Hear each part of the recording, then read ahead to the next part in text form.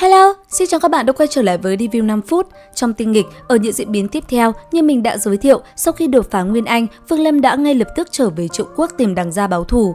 Và lần này, Vương Lâm cũng không có chút sai sót nào. Rất nhanh, hàng ngàn người của Đằng Gia đã bỏ mạng dưới cực cảnh thần thức của Vương Lâm. Kết cục, tất cả đều bị Vương Lâm lấy mạng rồi dựng lên một cái tháp đầu người cao chọc trời. Còn Đằng Hóa Nguyên, cho dù tu vi đã đạt tới Nguyên Anh hậu kỳ, lão ta cũng không thể làm gì được Vương Lâm. Cứ thế, hắn ta vùng vẫy trong vô vọng, cuối cùng phải bỏ mạng dưới tay Vương Lâm. Cứ thế, mối thù 400 kết thúc, Đằng Gia hoàn toàn diệt vong. Tuy nhiên, ngay khi Đằng Hóa Nguyên bỏ mạng thì Phác Nam Tử đã tới.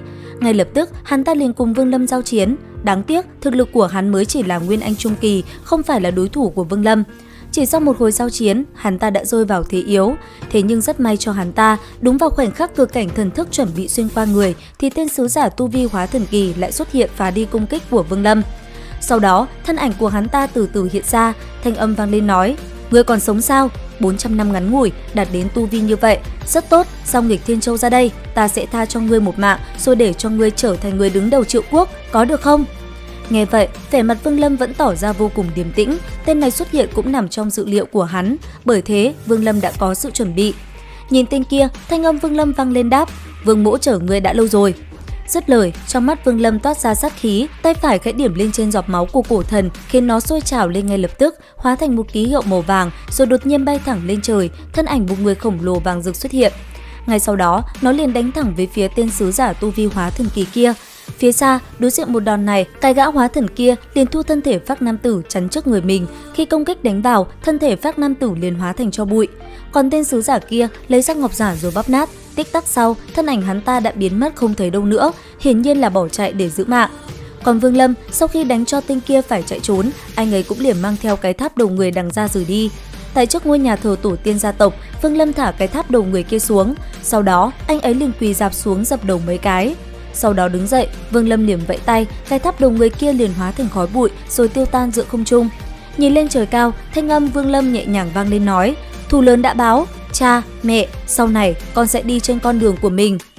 Dứt lời, Vương Lâm cũng liền xoay người rời đi khỏi nơi này. Cũng trong lúc đó, ở tại một cái tế đàn, Cao Khải Minh, lão gia hỏa đã chỉ điểm cho Đằng Hóa Nguyên đồ sát gia tộc họ Vương, lúc này đang rất sợ hãi. Vì không muốn Vương Lâm lấy mạng toàn bộ người trong tông môn, hắn ta đã liền ra tay tự sát trước khi Vương Lâm tới.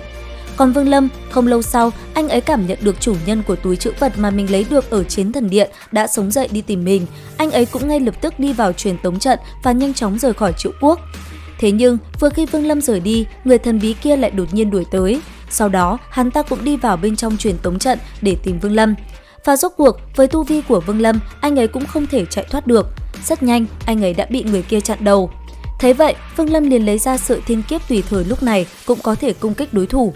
Thế nhưng thấy vậy, người kia chỉ cười nói: "Thiên kiếp lực, không ngờ ở cái tinh cầu tu chân nho nhỏ vứt đi lại có pháp bảo đẳng cấp như vậy." Dứt lời, ánh mắt hắn ta liền trở nên nghiêm trọng.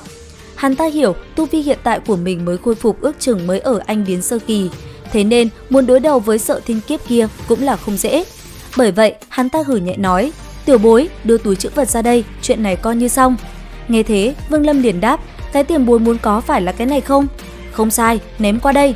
Nghe tên lão quái kia nói vậy, Vương Lâm suy tính một hồi, sau đó anh ấy liền ném túi trữ vật về phía trước, thanh âm vang lên nói: "Tiền bối, túi trữ vật tiểu bối đã trả lại, tại hạ cáo từ." Dứt lời, Vương Lâm liền định bỏ chạy thì bất ngờ người kia đã lao tới, sau đó công kích liền phóng về phía trước.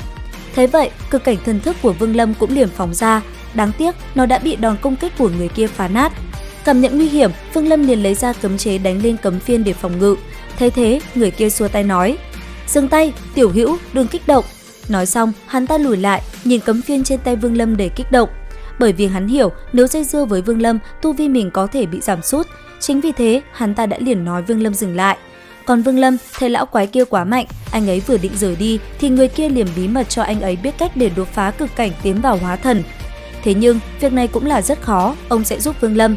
Cuối cùng, nhìn Vương Lâm, ông nói: "Nếu sau này ngươi có thể giành được tu tinh chi tinh, có tư cách rời khỏi tinh cầu vứt đi này thì tới Ngũ Hành Tinh tìm ta, tên ta là Nạp Đa."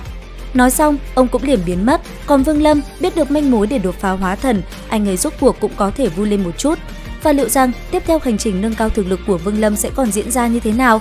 Theo dõi kênh để biết thêm chi tiết nhé. Xin chào và hẹn gặp lại!